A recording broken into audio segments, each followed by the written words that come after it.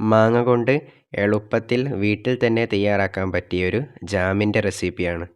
ഈ ചാനൽ ഇതുവരെ സബ്സ്ക്രൈബ് ചെയ്തില്ലെങ്കിൽ ഇപ്പോൾ തന്നെ സബ്സ്ക്രൈബ് ചെയ്യുക. നമുക്ക് നേരെ വീഡിയോയിലേക്ക് കടക്കാം. ജാം ഉണ്ടാക്കാൻ വേണ്ടിയിട്ട് നല്ലതുപോലെ പഴുത്ത 2 മാങ്ങ എടുത്തിട്ടുണ്ട്. ഇതിൻ്റെ തൊലി കളഞ്ഞ് കട്ട് ചെയ്തെടുക്കുക. ഒരു മിക്സിയുടെ ജാറിലേക്ക് ഈ പൾപ്പ് ഇട്ടെടുക്കുക.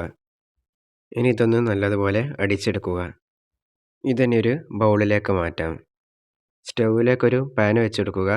അതിലേക്ക് നേരത്തെ അടിച്ചു വെച്ചത് ഒഴിച്ചു കൊടുക്കുക. ഇനി നല്ലതുപോലെ ഒന്ന് മിക്സ് ചെയ്തെടുക്കുക. പഞ്ചസാര ഇട്ട് കൊടുക്കുക. 1 കപ്പ് പൾപ്പിന് 1/2 കപ്പ് പഞ്ചസാര എന്ന അളവിലാണ് ഞാൻ എടുത്തത്. ഇനി ഇതൊന്ന് നല്ലതുപോലെ മിക്സ് ചെയ്തെടുക്കുക.